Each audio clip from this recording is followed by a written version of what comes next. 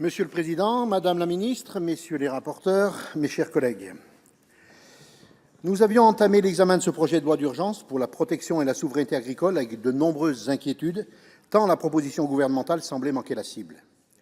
Alors que les questions du revenu agricole et de l'adaptation de notre agriculture au changement climatique devaient être au centre absolu des discussions, il nous a été proposé un texte composé de mesures disparates, manquant clairement d'une vision d'ensemble et surtout ouvertement dérégulateur sur de nombreux sujets. Cet énième texte agricole traduit une forme de navigation à vue de la part du gouvernement qui ne semble légiférer qu'en réaction au gré des revendications des syndicats agricoles les plus libéraux. À l'heure d'aborder le vote final, nous ne pouvons que constater que nos inquiétudes se sont confirmées, elles se sont même accentuées. Et à certains égards, pour ma part, se sont transformées en une forme de dégoût, d'écœurement, d'amertume. Les débats que nous avons vécus ici, dans cette Chambre, ont été ubuesques, parfois d'un autre temps, entourés d'une permanente posture caricaturale de la majorité sénatoriale réactionnaire, qui n'a cessé de s'opposer à toute recherche de compromis, faisant de la primauté d'une certaine agriculture sa seule boussole et en demeurant aveugle à l'urgence climatique. Sur le volet eau, les dispositions remettent en cause les fondements même de la loi-cadre sur l'eau de 1964. C'est une attaque frontale de la gouvernance de la ressource.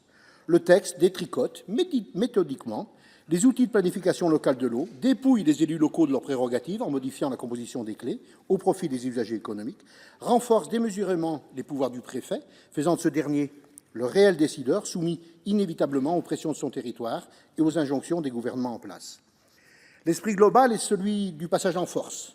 Nous déplorons les projets d'accaparement de ce bien commun qui accentuera le risque de tension entre l'ensemble des usagers de la ressource. Et encore une fois, nous ne sommes pas dogmatiques, je l'ai dit à différentes reprises, nous ne sommes pas opposés à une mobilisation accrue de la ressource pour l'agriculture, dans la mesure où il n'y a pas d'agriculture sans eau. Je ne suis pas contre le stockage, monsieur le collègue. Pour autant, encore faut-il que les projets fassent l'objet d'un dialogue et d'un accord avec l'ensemble des acteurs du territoire, dans le respect du principe fondamental d'un usage partagé de la ressource, dans un cadre pluraliste et transparent. Sur le volet environnemental, nous regrettons fortement la volonté du gouvernement de légiférer par ordonnance pour créer une police spéciale de l'élevage, dans le but assumé de simplifier les normes, ouvrant la voie à un agrandissement excessif des exploitations, en rupture manifeste avec les aspirations sociétales. Je regrette également la possibilité de suspension de la redevance pour pollution diffuse. Cela impactera directement le financement des agences de l'eau. Et nous retiendrons de la CMP l'abandon de la redéfinition des zones humides, mais ne comptez pas sur nous pour nous réjouir d'un non-recul. Nous n'oublierons pas non plus les propos lunaires tenus dans cet hémicycle à ce sujet. Enfin, comment ne pas dire un mot de la réintroduction, évidemment, des néonicotinoïdes. Un an après la censure par le Conseil constitutionnel et une pétition ayant réuni plus de 2 millions de signataires, cela ressemble à une provocation. Vous nous direz que le pouvoir de réautorisation est dans les mains de la science, puisque la CMP a donné cette prérogative à l'ANSES. Mais comment appréhender ces dispositions quand, dans le même temps, vous ne cessez de rabaisser cette agence plus bas que terre et que vous ne rêvez que de la supprimer?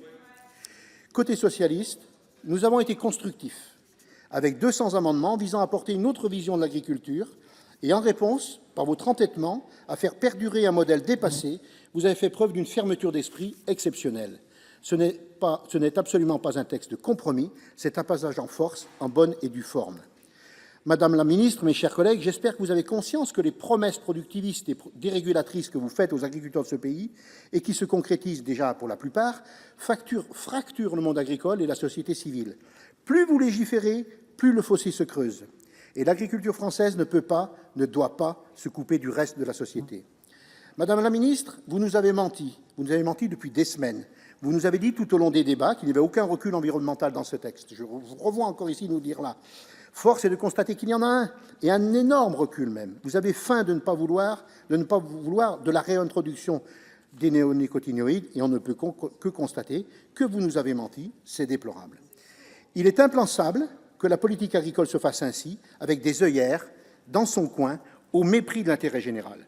En conséquence, le groupe socialiste votera contre ce texte. Je vous remercie.